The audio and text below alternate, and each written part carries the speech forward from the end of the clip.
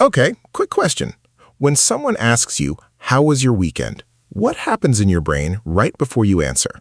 For a lot of people, it's not English. It's their first language, and then a translation, and then the English comes out. Right. So there's this tiny delay, this little gap. And that gap is exhausting. It's why after 20 minutes of English conversation, your brain feels like it ran a marathon. And it's why you can read English fine, you can understand a podcast, but the second you need to speak, everything slows down. You're not thinking in English, you're translating into English, and those are two completely different skills. So today, we're not teaching you new grammar. We're not teaching you new vocabulary. We're teaching you how to switch the engine, how to actually think in English, so speaking stops feeling like a math problem and starts feeling like talking. Stick with us for the next hour and a half. This one might change how English feels for you. Why translating in your head fails. Okay, let's actually understand why this happens, because once you understand the mechanism, it's so much easier to fix. When you learned your first language, your mother tongue, you didn't learn it through translation. Nobody translated for you when you were 2 years old. You just absorbed it. Sounds became meaning directly. No middleman. But when most people learn a second language, especially as teenagers or adults, they learn it differently. They learn word-to-word connections. Dog equals a word in their language. Run equals another word. And grammar becomes a set of rules you consciously apply. So your brain builds this system. Hear English, translate to native language, understand meaning, think in your language, yes, I am a little hungry. Now translate that back to English, yes, I am a little hungry. That whole process might only take 2 seconds, but 2 seconds of silence in a live conversation feels like forever to you and to the person you're talking to. Compare that to someone who thinks in English. They hear, are you hungry? And the feeling of hunger connects directly to the English words, a little hungry. No detour through another language at all. Same meaning, completely different path in the brain. And the second path is so much faster because there's one less translation step. Now here's something important we want to say clearly. This is not about being bad at English. This has nothing to do with intelligence, and it's not really even about grammar knowledge. Exactly. We've met people with excellent grammar knowledge. They could explain the present perfect tense better than most native speakers, but they still froze in conversation because grammar knowledge and thinking in English are two separate skills. One is knowledge. The other is a habit, and habits are built differently than knowledge. You don't build a habit by reading about it once. You build a habit through repeated, small actions over and over until your brain stops needing conscious effort. So today, everything we teach you is designed around one goal, building the habit of direct English thinking, not translation, direct connection between the world around you and English words. Let's talk about the 4 situations where translation thinking shows up the most. Because once you can recognize it happening, you can catch yourself. And that's the first step to changing it. Situation 1. You're speaking and you pause a lot. Long pauses, especially before simple sentences. That's a signal your brain is translating instead of retrieving directly. Situation 2. You know a word in a quiz or flashcard app, but in real conversation, it just doesn't come out. Your brain has it stored, but not accessible fast enough for speech. Situation 3, and this one is very common. You build the sentence in your head using your native language's grammar structure, then try to force English words into that structure. That's why sentences can come out a little backwards or oddly ordered. And situation 4, you feel tired really quickly during English conversation, like mentally drained after just 15 or 20 minutes. That's a strong sign you're doing double the mental work, translating both directions constantly. If you recognized yourself in 1, 2, or all 4 of those, don't worry. This is completely normal. Almost every single English learner goes through this stage. The good news? It's very fixable, and it doesn't require moving to an English-speaking country or years and years of study. It requires the right kind of practice done consistently. So let's get into exactly how to build this. We're going to walk through 5 core techniques. Real, practical, doable today techniques.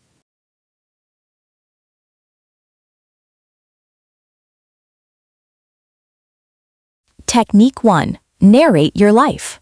Technique number 1. We call this Narrate Your Life. It's simple, it's free, and you can start doing it the second this video ends. Here's the idea. As you go through your day, describe what you're doing, silently in your head or out loud if you're alone, in English. Simple present tense, simple sentences. So right now, if you were doing this, you might think, I am watching a video. I am sitting on my sofa. It is evening. I am a little tired. It sounds almost too simple, right? But this is exactly how children build language. They don't translate. They connect actions directly to words, over and over, thousands of times, until the connection becomes automatic. And you can do the exact same thing as an adult. The advantage adults have is you already know the words. You just need to build the direct connection, not learn brand new vocabulary. Let's practice this together right now. I'll describe a simple morning routine, and Jamie, you repeat it in a slightly different way, showing how flexible this can be. Sure, let's do it. I wake up. I open my eyes. I feel sleepy. I sit up in bed. I'm waking up. My eyes are still closed. I feel tired. I don't want to get up yet. See? Same moment. Two slightly different ways to narrate it. Both correct, both useful. I stand up. I walk to the kitchen. I am thirsty. I drink some water. I get out of bed. I walk to the bathroom first. I brush my teeth. The water is cold. This works anywhere. Cooking, cleaning, driving, waiting in line, doing dishes. I am chopping vegetables. The knife is sharp. I am making soup for dinner. It smells good already. I am driving to work. The traffic is bad today. I am listening to music. The song is really catchy. A few important notes on how to do this well. First, start small. Don't try to narrate everything all day immediately. That's overwhelming and you'll quit within a day. Pick one activity. Maybe it's your morning coffee. Maybe it's your commute. Just 5 minutes once a day narrating in English. Second, don't worry about mistakes. This is private practice. Nobody's grading you. If you're not sure of a word, use a simpler word you do know. The thing that smells good, instead of struggling to remember aroma. Simplicity is the goal here, not perfection. You want speed and directness, not fancy vocabulary. Third, if a word is missing, that's actually valuable information. That tells you exactly what to look up later. You now have a personal, motivated reason to learn that word because you needed it in a real moment, not because it was on a random list. This is so much more effective than studying vocabulary lists, honestly. A word you needed and looked up sticks in your memory 10 times better than a word you memorized from a list you'll never think about again. Let's do a longer practice round. I'll narrate an entire small scene. Going to a cafe, completely in English, present tense. Listen and try narrating your own version in your head at the same time. Good idea. Go ahead, Sophie. I am walking into a cafe. It's a small place, cozy, with wooden tables. There's a nice smell of coffee in the air. I look at the menu on the wall. I am deciding between a cappuccino and a latte. The barista smiles at me. I order a cappuccino. I find a table near the window. I sit down. I take out my phone. I check my messages while I wait. My coffee arrives. It's hot. I take a small sip. It's really good. Perfect example. Notice nothing complicated there. No advanced grammar, no rare vocabulary, just direct, simple description of a simple moment. And that's actually the secret. Thinking in English doesn't require advanced English. It requires simple English used constantly until it becomes automatic. People sometimes think, I need to know more before I can think in English. Backwards. You need to think in English with what you already know, and the more comes later, naturally. Let's try narrating a few more scenarios, a bit of variety. Grocery shopping. I'm pushing the shopping cart. I need milk, eggs, and bread. I can't find the bread. I ask someone where it is. They point to aisle 3. I find it. I put it in my cart. I check my list again. Getting ready for bed. I'm turning off the lights. I'm setting my alarm for 7. I feel sleepy. I close my eyes. I think about tomorrow. I have a busy day. Waiting for a bus. I'm standing at the bus stop. The bus is late. I'm checking the time. Other people are waiting too. It's a little cold. I see the bus coming. This one exercise done consistently, even just 5 to 10 minutes a day, rewires how quickly English comes to you. Within a few weeks, many learners notice they've stopped translating for everyday simple sentences completely. It becomes automatic, just like it did in your first language a long time ago.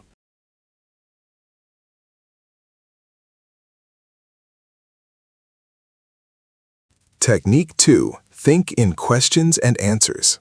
Technique number 2. Think in questions and answers.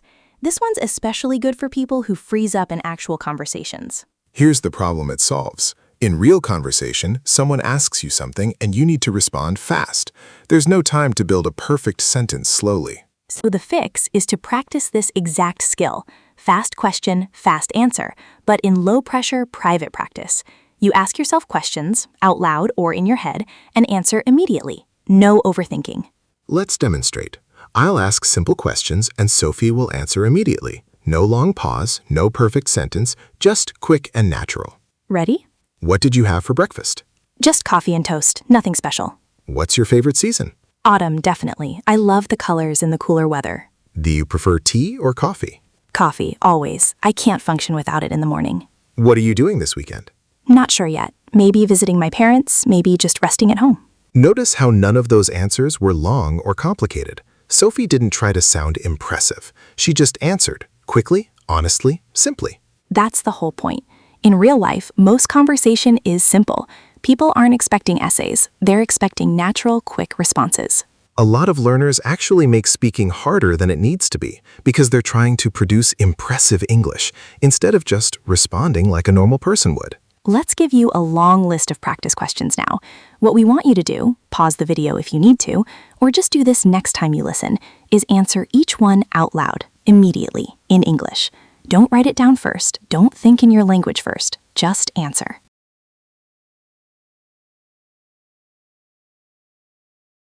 Here we go. Simple, everyday questions. What time did you wake up today? How do you usually get to work or school? What's your favorite meal to cook? Who's the last person you talked to? What's something you're looking forward to? Do you like your job? Why or why not? What's the weather like where you are right now? What's your favorite way to relax? Have you traveled anywhere recently? What did you do last weekend? What's a habit you want to build? What's your favorite type of music? Do you prefer mornings or evenings? What's something that made you smile today? If you could travel anywhere right now, where would you go? Good. Now here's an important tip. Go back and answer those same questions again tomorrow and the day after. You'll notice something interesting. The first time you might hesitate on some of them, but answering the same question repeatedly over days builds direct retrieval. Eventually, you don't even think about the answer. It just comes out. That's exactly the automatic processing we're building. Let's level this up a bit. Slightly more complex questions, still every day, but requiring a little bit of explanation, not just one sentence. Okay, go ahead. Why did you start learning English? Honestly, at first it was for work. I needed it for my job, but now I actually enjoy it. I like watching shows and reading things in English without subtitles. Good. See, that took maybe 3 seconds of thought and came out as 2 connected sentences. Not perfect grammar necessarily, but completely understandable and completely natural. What's the biggest challenge in your daily routine? Probably finding time for exercise. My schedule is packed, so I always end up skipping the gym and telling myself I'll go tomorrow. What's a place you'd love to visit someday? Japan, definitely. I've always been curious about the culture, and the food looks incredible. Great answer. Let's give listeners a batch of these more open questions to practice with as well. Here they are. What's something you're proud of? What's a skill you'd like to learn? What's your favorite childhood memory? What do you usually do when you're stressed? What's a book, show, or movie you'd recommend? What's your opinion about social media? What's a goal you have for this year? What's something that annoys you? If you had an extra hour every day, what would you do with it? What's your idea of a perfect weekend? The key with all of these, speed over perfection. Answer immediately. If you make a grammar mistake, that's completely fine. You can always go back and fix it later in writing practice. But in this exercise, the goal is training your brain to respond directly, without the translation detour. One more important thing. Do this exercise speaking out loud whenever you can, not just in your head. Speaking activates different parts of your brain than silent thinking. It's a slightly different skill, and you want to train both. If you're around other people and feel shy, that's okay. Do it silently, or record yourself quietly on your phone when you're alone. Both work. Consistency matters more than the exact method.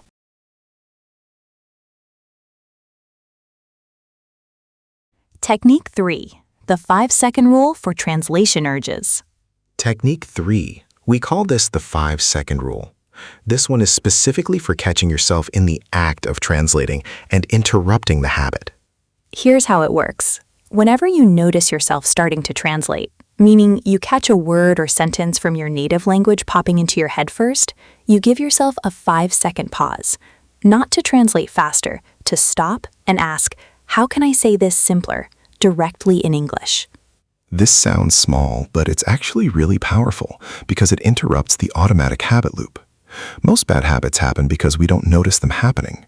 The moment you start noticing, oh, I'm translating right now, you gain the power to change it. Let's demonstrate what this looks like in practice. Imagine you want to say something moderately complex, and your brain immediately reaches for your native language first. Let's say, for example, you want to explain that you're feeling overwhelmed with work. If you're translating, your brain might build a long, complicated sentence in your native language first, full of specific words that don't translate directly or easily into English. Instead, 5-second rule. Stop. Simplify. Ask, what's the simplest way to say this directly in English, using words I already know well? So instead of trying to translate something complicated, you might land on, I have a lot of work right now. It's stressful. I don't have much free time. 3 simple sentences, completely clear, completely natural, and built directly in English. No translation needed because you simplified first. This is honestly one of the biggest secrets of fluent-sounding speech, even at an intermediate level. Fluent doesn't mean complicated. Fluent means smooth, natural, and immediate, even if the vocabulary is simple. Native speakers in casual daily conversation actually use pretty simple language most of the time. Simple words, short sentences, common phrases. The complexity people think they need isn't actually necessary for sounding natural. Let's practice the specific skill, taking a complex idea and simplifying it into direct English in real time. I'll give a complex idea and Jamie will simplify it live. Go for it. Explain why you're tired today, but you originally thought of something complicated, like you didn't sleep well because you were thinking about a difficult conversation you need to have with your boss tomorrow. Simplified, I didn't sleep well last night. I have a difficult conversation tomorrow. I'm a little nervous about it. Exactly. Same meaning, all of it, but broken into short, direct, manageable pieces. Let's try another one. Explain that you're saving money because you want to travel next year, but you're finding it difficult because of rising prices. Simplified, I'm trying to save money. I want to travel next year. It's hard right now because everything is more expensive. See how natural that sounds? And it required zero advanced vocabulary, just clear, connected, simple sentences. Let's give listeners several more of these to practice the 5-second rule with. Try pausing after each one and simplifying it yourself before we give our version. Here's the first one. You want to say that you're excited about a new hobby you started, but you're worried you won't have enough time to continue it. Simplified version. I started a new hobby recently. I really enjoy it, but I'm worried I won't have time to continue. Next, you want to explain that the weather has been unusual lately, and it's affecting your mood. Simplified. The weather has been strange lately. It's affecting my mood.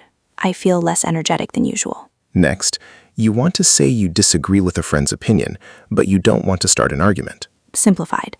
I don't really agree with that, but I don't want to argue about it. One more. You want to explain that you're learning English because you want better job opportunities in the future. Simplified. I'm learning English for my career.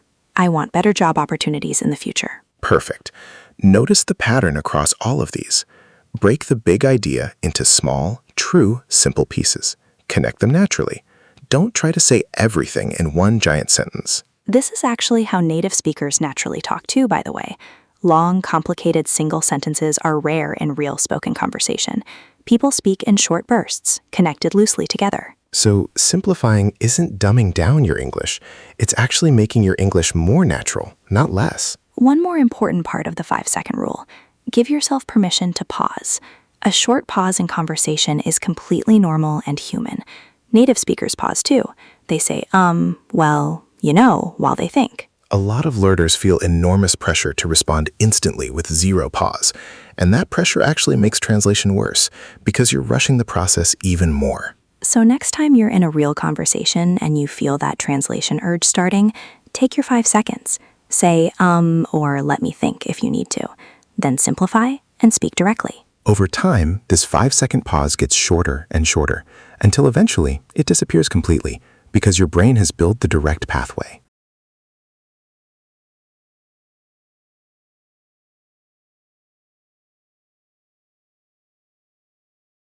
Technique 4. Change what you consume. Technique 4. This one's a little different. It's not something you actively do so much as something you change in the background of your life. We call it changing your input. Here's the idea. Your brain builds direct English connections faster when it's constantly surrounded by simple, understandable English. Not translated, not subtitled in your native language, just English, at a level you can mostly follow. This is actually backed by a lot of language acquisition research. There's a concept called comprehensible input, meaning content that's just slightly above your current level, understandable overall, but with a few new things mixed in. When you consume comprehensible input regularly, your brain naturally starts building direct connections between meaning and English without you consciously trying to translate anything. It's passive, but powerful. So here's what we recommend changing, specifically. First, subtitles. If you're watching English shows or videos with subtitles in your native language, that's actually working against you. Your eyes go straight to the native language text, and your brain translates instead of connecting directly to the English audio. Switch to English subtitles instead if you need subtitles at all. This way, you're reading English while hearing English, reinforcing the direct connection, not creating a translation shortcut. If English subtitles feel too difficult right now, that's a sign to pick simpler content, not to go back to native language subtitles. Second, your phone and apps. Try switching your phone's language, or at least a few apps, to English. This forces tiny, low-stakes, repeated English exposure throughout your entire day, dozens of times without extra effort. Third, your internal narration, which connects back to technique 1. When you're reading news or looking at social media, try to think about what you're seeing in English, even briefly. This article is about the economy. This photo is really beautiful. Small, constant reinforcement. Fourth, and this is a big one, choose content that matches your current level, not your dream level. A lot of learners jump straight to native speed podcasts, movies with heavy slang, or advanced news content, and end up frustrated and translating everything because it's simply too fast or too complex. There's no shame in watching simpler content. Even beginner and intermediate level content, consistently consumed, builds the habit much faster than advanced content that overwhelms you and forces you back into translation mode just to survive. Let's talk about a specific listening technique that works really well alongside this, what we call shadowing. It sounds fancy, but it's simple. With shadowing, you listen to a short piece of English audio, a sentence or two, and then immediately repeat it out loud, copying the rhythm, the speed, even the intonation as closely as you can. This does two things at once. It trains your mouth and pronunciation, obviously, but more importantly for today's topic, it trains you to process chunks of English as whole units, not word by word, not translated. Whole phrases become single units of meaning in your brain. Let's demonstrate shadowing right now. I'll say a sentence, then pause briefly, and you, listening at home, repeat it exactly as you heard it, matching the rhythm. Go ahead.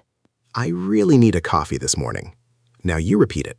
She's running a little late today. Your turn. We should probably leave soon. Repeat. That sounds like a great idea. Repeat. I'm not sure what to do about it. Repeat. He's been working really hard lately. Repeat. Let's figure this out together. Repeat. It's been a pretty busy week. Notice those are all common everyday chunks of English. Phrases like a little late, figure this out, pretty busy. These aren't things you build word by word. Fluent speakers store these as ready-made chunks and pull them out whole instantly. That's actually a huge part of thinking in English, building a mental library of whole phrases, not just individual words. When you have hundreds of these ready-made chunks, you don't need to construct sentences from scratch anymore. You just select the right chunk and speak.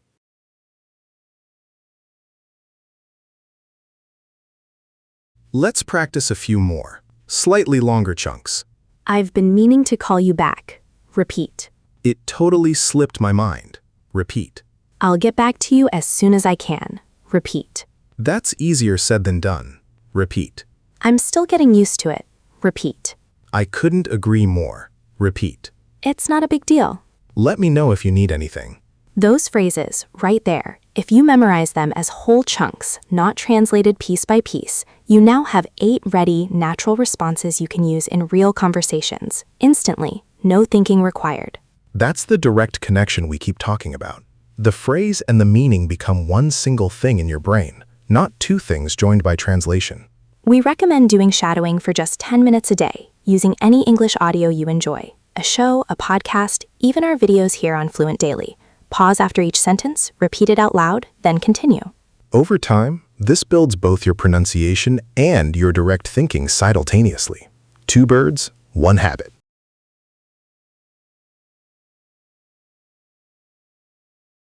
Technique 5, the inner monologue switch. Technique 5, and this is really the deepest one, switching your inner monologue. This is for people who've already built some of the earlier habits and are ready to go further.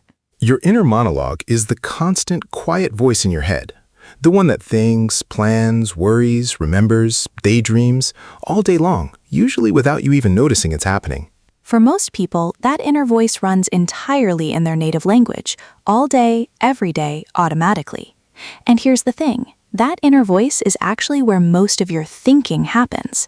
So if it's always in your native language, you're constantly reinforcing that pathway, all day long, even when you're not actively speaking English.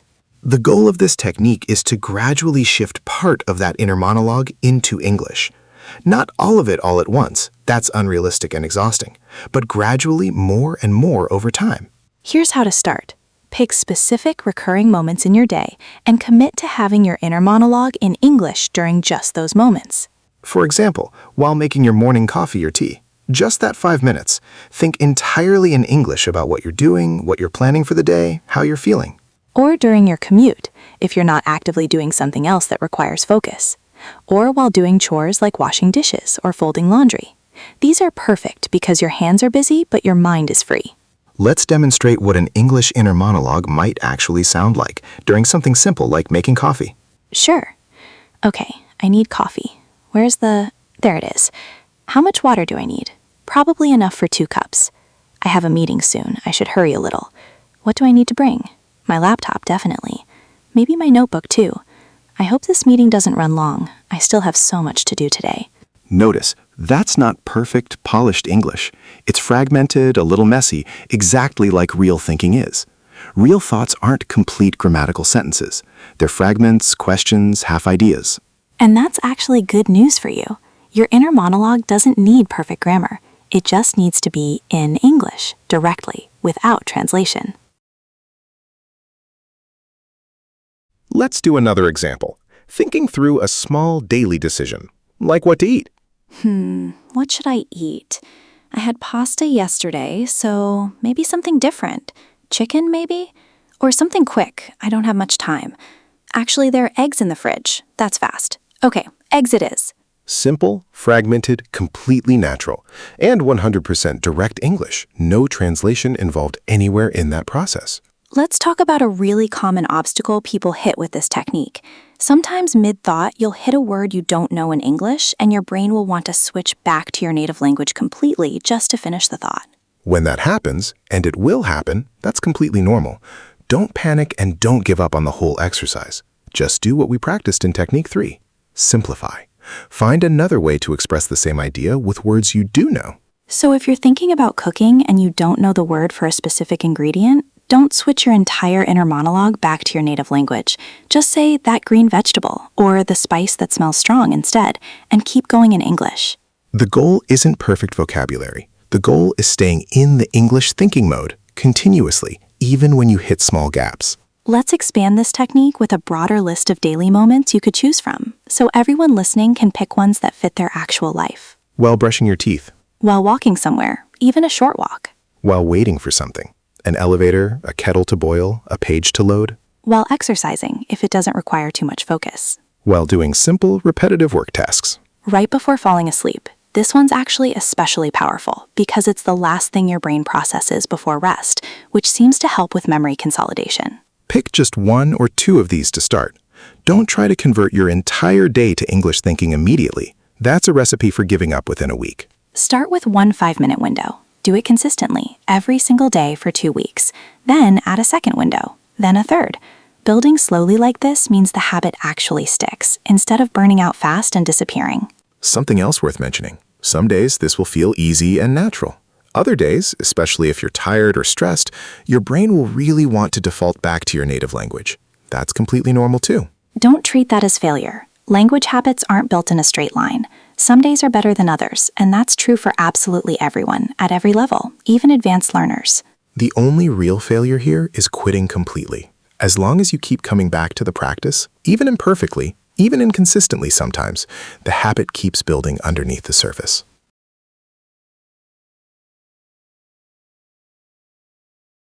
Putting it all together, a realistic daily plan. Okay, let's bring all 5 techniques together into something realistic you can actually follow, starting tomorrow. Because here's the truth. Nobody has time to do hours of language practice every day. Real life is busy. So we've designed this to fit into moments you already have, not extra time you need to find. Here's a sample day. In the morning, while getting ready, maybe 10 minutes total, use technique 1, narrating your actions. I'm brushing my teeth, I'm getting dressed, I'm deciding what to wear today. During your commute or any walking time you have, that's a great window for technique 5, the inner monologue. Just let your thoughts run in English for that stretch. At some point during the day, maybe on a break, maybe in the evening, spend 5 to 10 minutes with technique 2, asking and answering questions out loud. You can literally use the list we gave you earlier or make up your own. Throughout the day, whenever you catch yourself starting to translate something complicated, apply technique 3. Pause, simplify, rebuild it directly in English. And somewhere in your day, maybe while cooking, maybe before bed, spend 10 minutes on technique 4, consuming some simple English content, ideally with English subtitles or no subtitles at all, and maybe shadowing a few sentences. Add that up, and you're looking at maybe 30-40 minutes total, spread across your entire day, mostly during moments you're already living through anyway. That's completely sustainable. That's not find 2 extra hours a day. That's change how you use 10 minutes here, 10 minutes there. And here's something really important to understand about the timeline. This isn't a one-week fix. Building a new, automatic thinking pathway in your brain takes consistent repetition over weeks and months, not days. But you will notice progress much sooner than full fluency.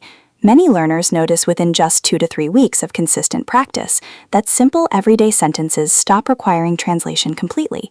They just come out. Then, over the following months, that direct thinking zone gradually expands from simple sentences to more complex ideas, to eventually most of your everyday conversation. Let's talk about how to track this, because tracking progress really helps with motivation, especially during weeks when progress feels invisible. Here's a simple way. Once a week, maybe every Sunday, ask yourself, this week, were there moments I spoke English or thought in English without noticing any translation at all? Even small moments count. Write down 1 or 2 examples if you can. I ordered coffee without thinking about it in my language first. I understood a joke in a show immediately, before the subtitle appeared. These small wins are actually huge progress, even though they feel tiny in the moment. Over weeks, look back at your list. You'll start to see the direct thinking zone growing, moment by moment, example by example. That's real, measurable proof that the habit is forming. One more thing we want to mention. Don't compare your progress to anyone else's timeline. Some people notice big shifts in a few weeks. For others, it takes a few months. Both are completely normal, and it depends on your starting point, how much daily practice you're doing, and even things like how much English exposure you already had before starting this. The comparison trap is honestly one of the biggest reasons people give up on language learning. Not because the method doesn't work, but because they expected someone else's timeline instead of trusting their own.